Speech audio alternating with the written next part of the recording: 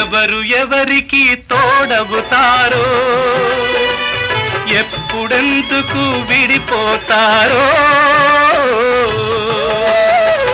మమతను కాదని వెళతారు, మనసే చాలని ఉంటారు.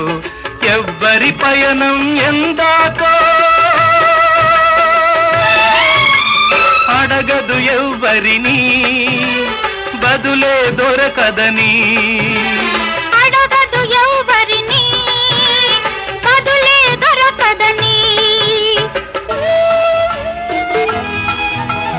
కడుపు తీపికి రుజువేముంది, అంతకు మించిన నిజమేముంది.